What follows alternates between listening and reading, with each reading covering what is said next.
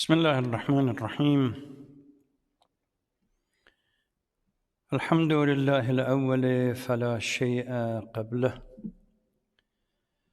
والآخر فلا شيء بعده،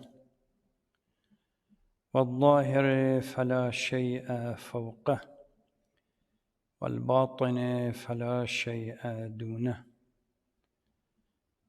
ثم الصلاة والسلام والتحية والإكرام على حبيبه وصفيه سيد الأولين والآخرين محمد وعلى آله الطاهرين وصحبه المنتجبين. اللهم صل على محمد وآل محمد وعجل فرجه. Praise be to Allah, who is such first that nothing is before him, and such last that there is nothing after him. He is so manifest that there is nothing above him, and yet so hidden that there is nothing near him. We greet and salute the most noble and select of all creation, our Prophet and his pure progenies. Sisters and brothers, Assalamu alaikum wa rahmatullahi wa barakatuh. Welcome to our 20th program, would you believe it, for the month of Ramadan from Islamic Center of America. I sincerely ask Allah subhanahu wa ta'ala to keep you safe and protect all of us, inshallah. يقول الله تبارك وتعالى في القرآن الحكيم: أعوذ بالله من الشيطان اللعين الرجيم. بسم الله الرحمن الرحيم. اقرأ باسم ربك الذي خلق، خلق الإنسان من علق، اقرأ وربك الأكرم الذي علم بالقلم، علم الإنسان ما لم يعلم،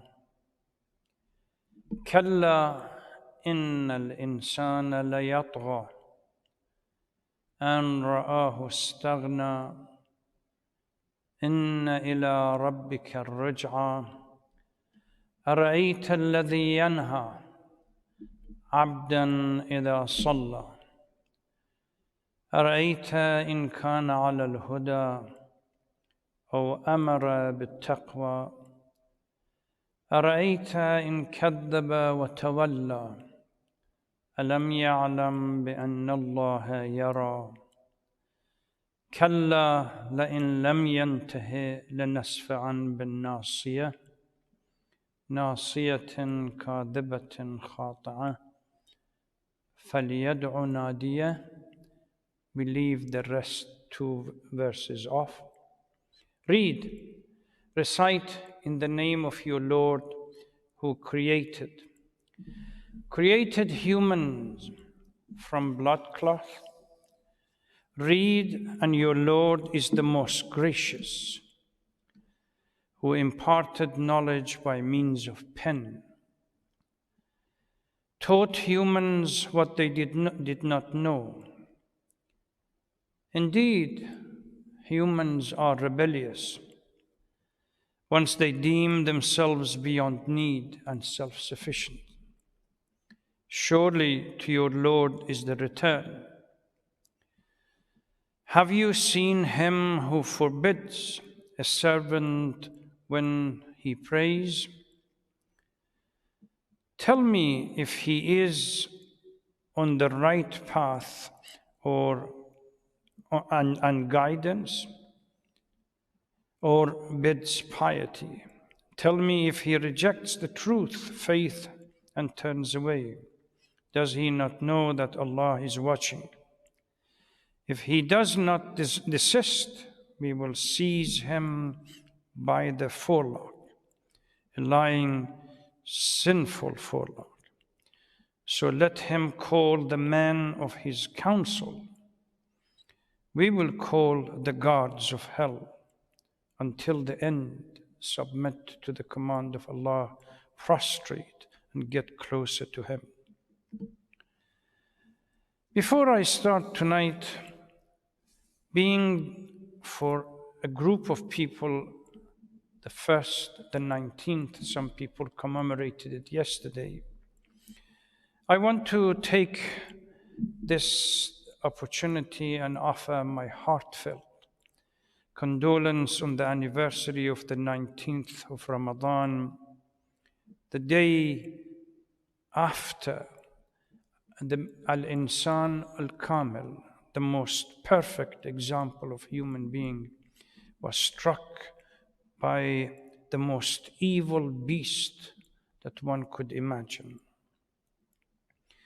I pray that with the blessing of Allah subhanahu wa ta'ala, we can become a true follower of Ahlul Bayt, him and the rest of the Ahlul Bayt, inshallah. Since tomorrow is going to be another night for the 21st for the others, or we will depart from the usual verses of the Holy Quran by focusing on the life of Amir al-Mu'mineen, probably for 2 nights, inshallah. Last night, in the second part of our conversation or discussion or tafsir on Surah al-Qadr, few more key concepts were unpacked.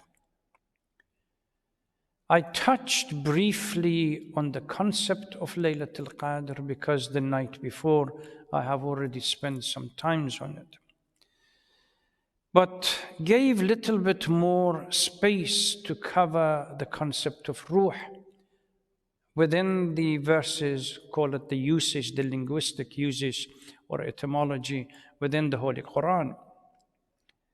But I made it clear from the beginning that we may search for the usage of the word Ruh within the Quran. But Allah subhanahu wa ta'ala has made it clear that the essence of Ruh would remain secret for us, only belongs to Allah subhanahu wa ta'ala. يَسْأَلُونَكَ عَنِ الرُّوحِ, and then أَمْرُ رَبِّي. It is part of Allah's command. Something designated to Allah, nobody else, probably nobody else will comprehend that concept. Then, because of the Laylat al-Qadr or Layal al-Qadr, I thought that I will spend some time on Qada and Qadar, because people during Layal al-Qadr talk about destiny or human and Allah subhanahu wa ta'ala's command, ordinance, decrees, etc., etc. As an intro into the discussion, I pointed out that if we return to the Holy Quran, it appears that Allah's command and decrees are kept into, for the better use, into 2 books or 2 tablets. I know everything that we say is part of what we call anthropomorphic approach. That to reduce something that we really don't understand and make it perceivable by using something that our brain can function by understanding it. So the first book, which contains the unchangeable command and decrees of Allah subhanahu wa ta'ala, is called Lawh al-Mahfuz, sometimes referred to as al-Kitab, al-Kitab al-Mastur, whatever it is, or a few other things. These are fixed. There is non-negotiable. So when the decree goes into Kitab al-Kitab or Lawh al-Mahfuz, there is no other changes taking place within it. And this al-Kitab or Lawh al-Mahfuz is with Allah subhanahu wa ta'ala. There is also another, which is what I call a second tablet, where certain categories of divine ordinance and decrees are kept. And it is called al-Lawh al-Mahw wal-Ithbat, in which, yes, Allah's decree and command and ordinances are put into that. But these are contingent to the factors, to the laws of causality and cause and effect. from outside. That يَمْحُ اللَّهُ مَا يَشَاءُ وَيُثْبِتُ وَعِنْدَهُ أُمُّ الْكِتَابِ. Allah subhanahu wa ta'ala wipes off whatever He wills and affirms whatever He wishes. And with Him is the mother of the book. al-Kitab is that the Lawh al-Mahfuz that contains. So when you put these two together, on the one hand, that Allah subhanahu wa ta'ala removes and affirms, but keeping the al-Kitab, it means there are two different places where these ordinances are kept. And during Laylatul Qadr, I pointed out that our destiny is within al-Lawh, al-Mahw, wal-Ithbat. Some people say that Allah subhanahu wa ta'ala decides our destiny without our agency, without us getting into it, or does it or doesn't it. It is quite clear from the amount of literature that we have. If we put them together, that Allah subhanahu wa ta'ala waits for us to give the signal. Are we going to provide some proof that we intend to change or not?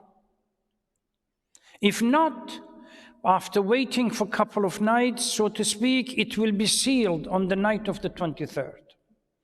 And to support this argument, there was a hadith from Imam Ja'far al-Sadiq salawatullah salam alayhi that clearly stated that on the night of the 19th is the night of prediction based on what happened in the past. The night of the 21st, if no changes take place, is the night of the writing. Now we are beginning to move one step further. If by the 23rd we do not provide any substantial proof that we intend to change, which we talked about it in the concept of tawbah and repentance, then what was written down on the night of the 21st will be sealed permanently until next year. So during these nights or during the month of Ramadan, the contingency is based on us. We are the one that can change that destiny, what is being sealed and put into permanency for next year. If we do something, if we repent, if we become remorseful of the past, and we promise that we are not going to go back to it, then certainly it will be different from last year.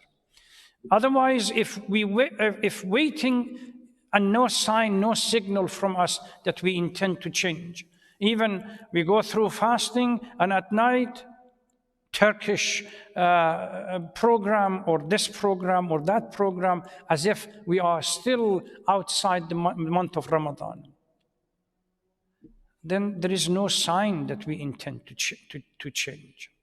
So month of Ramadan that we are supposed to spending it on supplication, prayer, etc. We sit in our garages that are turned into some kind of kitchen and with nargila and a number of other things and big screen TV. That doesn't say much about asking Allah subhanahu wa ta'ala to change our destiny. Let's go to Surah al-Alaq. Surah al-Alaq is an early Meccan surah. There is a debate as to whether this surah was revealed in one totality or it came by part. Certainly, most commentators claim that the first 5 verses were among the first verses that were revealed to the Holy Prophet of Islam. And the night before, when I was trying to explain about Revelation, Quran, and everything else, I pointed out that for us, the Shia community, we believe that this revelation, short revelation, took place on the 27th of Rajab, Yawm al-Ba'th. Although our Sunni brothers and sisters and scholars, they say no, it took place during the month of Ramadan. It's a matter of opinion. But certainly the first 5 verses from اقرأ باسم ربك الذي خلق until كلا إن الإنسان علم الإنسان ما لم يعلم, these 5 verses are among those early revelation. The remaining verses, there is a debate as to whether it came in one toto and collectively together, or it was spread around a few years later. There are huge accounts of exactly what happened to the Holy Prophet once this revelation took place. And imaginations have gone wild, and even literature, Jewish literature and other literatures have somehow got into Islamic literature or Muslim literatures, and various opinions were given. Now, one of the most prevalent one is that as soon as this revelation took place, the Holy Prophet was so frightened and didn't know what was happening to him. He came down the mountain and went straight home to Khadija and asked her to cover him until he calmed down. Then together they went to a cousin of Khadija who was a blind Christian scholar to explain to him that this is part of revelation and he's becoming a prophet. Marhum Mutahari, may God bless his soul, in his brief assessment of these stories, rejects them as fabrication and calls them Israeliyat. These are literatures or narratives that exist in other books, storytellings of the Jewish community that somehow managed to get into Islam. The Holy Prophet, according to extensive document that Marhum Mutahari lists, knew from an early age that something was happening to him by the dreams that he had, by the voices that he heard, by the commands that he received. He didn't need Waraqat ibn Nawfal, a blind Christian priest or whatever, to tell him that he was going to become a prophet. He knew exactly what was coming in. It was a matter of time. That's why during that latter part before the revelation took place or started, he used to look at the sky, to look around and see the signs that it was getting close. It's part of what early on I called negative image building, unfortunately. So Marhum Mutahari rejects this.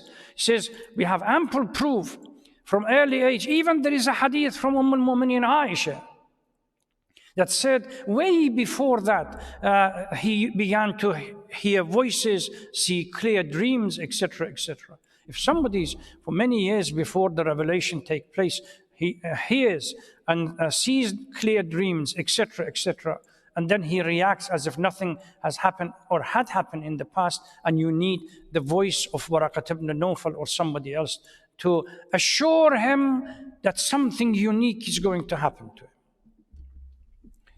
The first 5 verses, 1 to 5, اقرأ باسم ربك الذي خلق خلق الإنسان من علق اقرأ وربك الأكرم الذي علم بالقلم علم الإنسان ما لم يعلم, is unique in a sense that it brings together, molds the relationship or the dynamics of knowledge and faith. Clearly stating, as Marhum Mutahari in the short, brief tafsir that he has on this surah says, it clearly states, knowledge and faith, they have to go together. Remove knowledge from faith, it takes you to moon, but yet you reserve the right to use the atomic bomb on innocent people. And remove faith from knowledge and aql and human intellect, it becomes so dogmatic that the essence of creation, one of the pillars of Islam, Amir al-Mu'mineen salawatullah salam alayhi, is being struck for the sake of God. That's what Khawarij used to say. That we want to get close to Allah subhanahu wa ta'ala in this unique night by sacrificing what? What they consider to be the image of all evil. Ali becomes the image of all evil. So this verse is trying to bring together, mold the relationship between knowledge, aql, and faith. They must go together. And there is another point here that is worthy of being mentioned. The first verse in the Holy Quran that is being revealed focuses on Tawheed. Iqra bismi rabbika alladhi khalaq. The one who created. One who created. As Tawheed becomes the central pillar of this faith in a unique designation and interpretation of it. So knowledge and faith, they should interplay with each other. The dynamic must be kept. Separating them from each other is going to lead to huge crisis. For a balanced boat, you need two people to row. Aql and faith. Give it to one, and we are going round and round and round and round. The next few verses refer to a different period of gestation in human development. It says, خَلَقَ الْإِنسَانَ مِنْ عَلَقٍ. God's creative power as one of the period of gestation for the development of human being as a sign of that unique power that Allah subhanahu wa ta'ala had. Blood clot is, I believe, the third stage if we were to find, there is one surah in the Holy Quran that starts from the beginning and step by step moves forward. In Surah al-Hajj, verse number 5. يا أيها الناس إن كنتم في ريب من البعث فإنا خلقناكم من تراب ثم من نطفة ثم من علقة. If you are doubtful about resurrection, why don't you reflect on your own beginning? We started you with dust, then the sperm, and then blood clot. So blood clot in that extensive verse becomes the third stage. Here a reference is made, خَلَقَ الْإِنسَانَ مِنْ عَلَقٍ, without referring to the period, the stages before or after. اقرأ وربك الأكرم. God here recite or read in the name of your Lord, who has علم بالقلم, taught with pen. علم الإنسان ما لم يعلم. Which means that Allah subhanahu wa ta'ala literally is reminding us that through knowledge, Allah is taking us out of the darkness of ignorance and into the light of knowledge. This kind of theme exists in all the literatures or scriptures before Islam. In Isaiah 42, verse 16, I will lead the blind by ways they have not known into the light.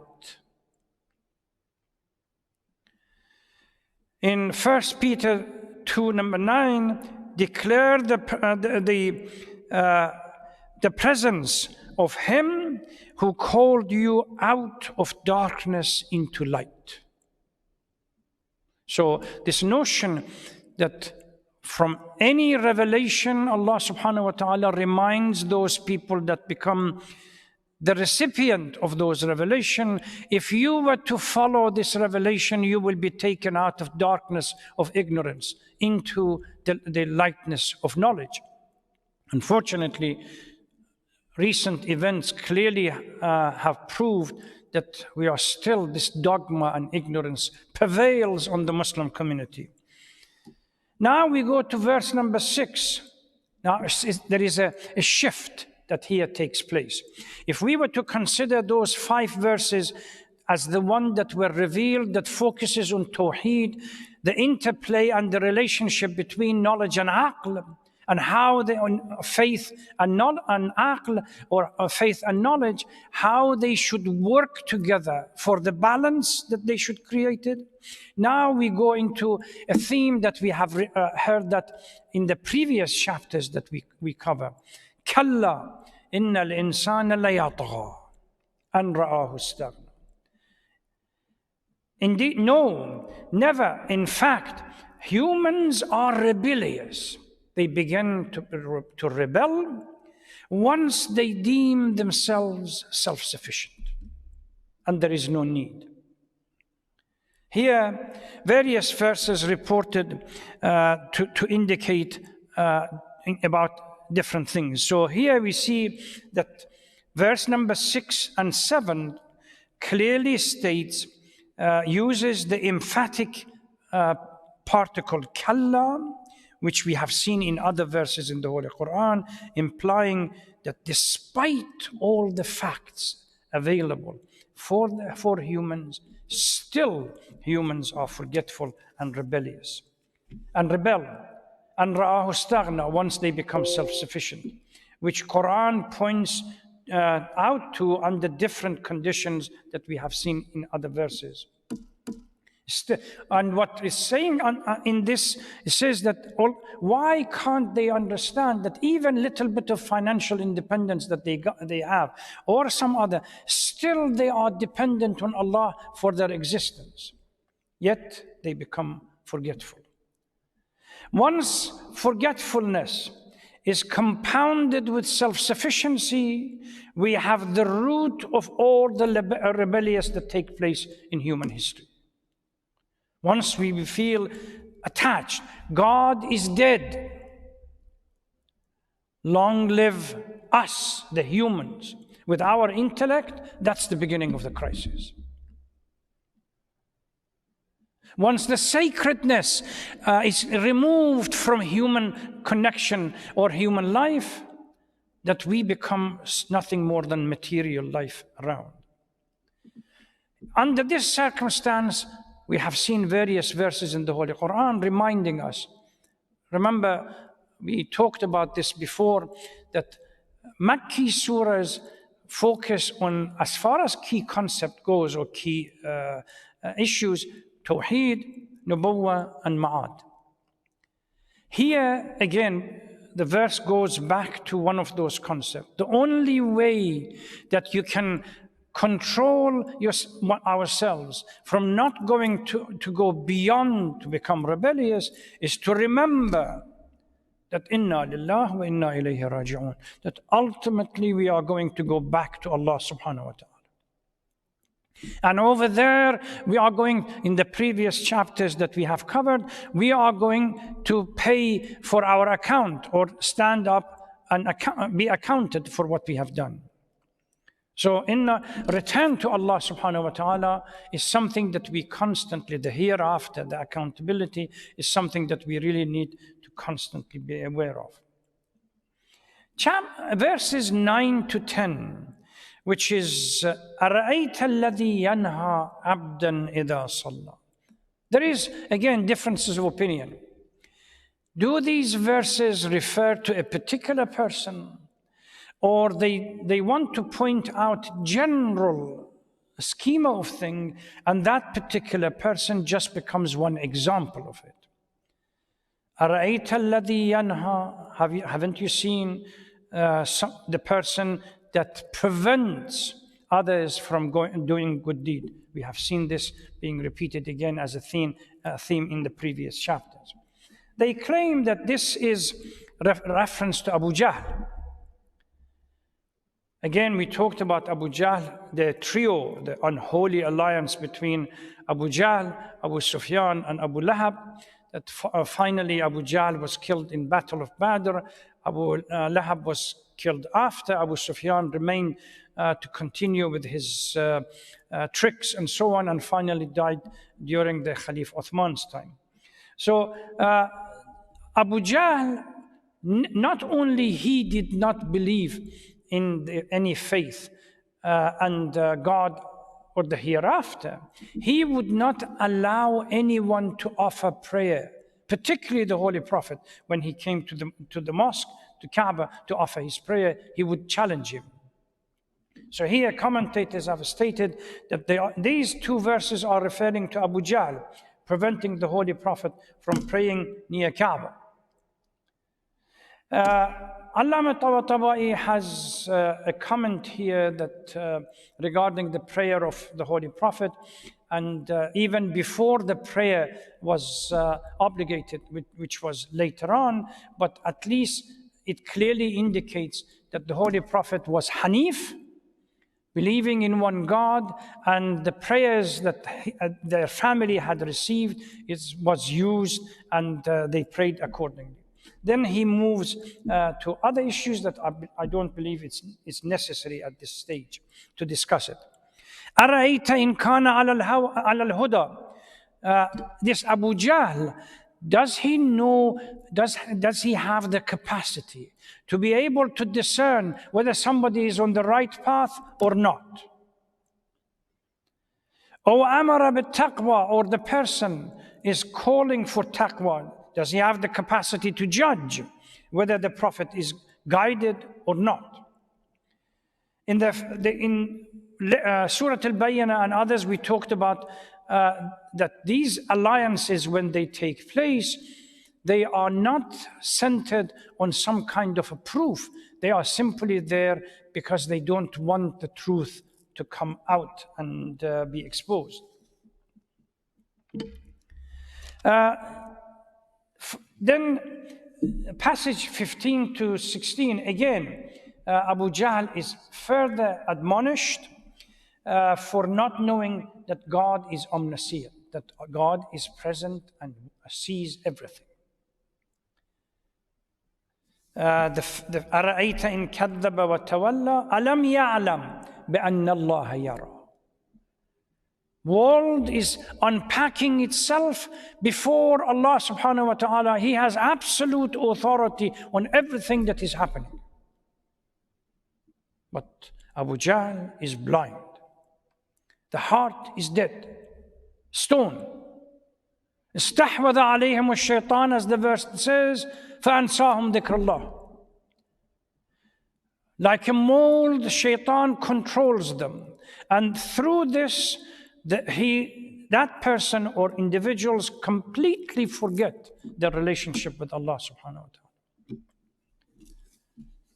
17 and 18 then relates to something else that, again, it's been said in some of these books of history regarding the early confrontation between Abu Jahl. Abu Jahl used to boast about his relationship with the council, or having some kind of bodyguards, or being well known within the Quraysh community. So here Allah subhanahu wa ta'ala challenges him, let him call his council, and we will call the angels of hell ready for him. So the council could be referred to either because he was part of the council, high council that administered the city of Mecca, or the bodyguard that he had that boasted about them as being somehow important. The Quran is challenging him. You can call the council that you have, but we will call the angels that are responsible or in charge of hell. This is where Abu Jahl ultimately is going to go. And with 19 to the end, is commanding the Holy Prophet not to listen, not to be even mindful of Abu Jahl, not to listen to him, not be afraid of him, and ignore him, and submit to the command of Allah subhanahu wa ta'ala, and get through prostration and sajda and prayer, get closer to Allah subhanahu wa ta'ala. And I would leave the last reading of the last verse because of a unique juristical issue. This is where I want to point and hopefully finish tonight, inshallah. There are about 15 verses in the Holy Quran that we have what we call, if you recite them, there is a sign on the side of the page that says sajda. that you have to prostrate. And those of you who follow a marja, the prayer for the sajda is clearly stipulated in their books. However, out of these 15, 4 of them are called sajda wajiba. It's an obligation. And these are Surah Al-Najm, Surah 53, verse 62, Surah al-Alaq, which is this one, verse number 19, the last verse, Surah al-Sujda, which is 32, verse number 15, and Surah Fussilat, which is chapter 41, verse 37. If you read there are juristical requirement that, for example, people who are not pure, tahir, and so on, they cannot touch it, they cannot recite these surahs, these verses within the wajibat. But the other ones, ihtiyat, we should stay away from them, but they are definitely not called as obligatory sajdas. Let me end here for tonight, and tomorrow night, inshallah, as I said, I'm going to focus on the life of Amir al-Mu'mineen, salawatullah salamu alayhi, and see what we can unpack about his life. Let us again pray, first of all, for those that have sacrificed so much time for the well-being of others. And we ask Allah subhanahu wa ta'ala to grant them and reward them amply for what they have done. People who spend their time in any shape or form trying to help others. Also, these are the nights that are literally, we are getting close to the end of the month. As I explained at the beginning, last night and the night before, Allah subhanahu wa ta'ala is waiting for us to send the signal that we are going to change. If we don't send the signal by making some effort during these nights, extra prayers, extra recitation, asking others for forgiveness. Remember again the concept of tawbah that Amir al-Mu'mineen talked about. If we owe people apologies, we should go and apologize. If we have backbited, etc., we really need to call these people and ask for forgiveness. Huquq al-nas and huquq Allah must be clearly designated and delineated and be given. Let's take this unique opportunity that has been created and work as hard as we can. Inshallah, we might be able to change something within the next few nights. Thank you very much. Wassalamu alaikum wa rahmatullahi wa barakatuh.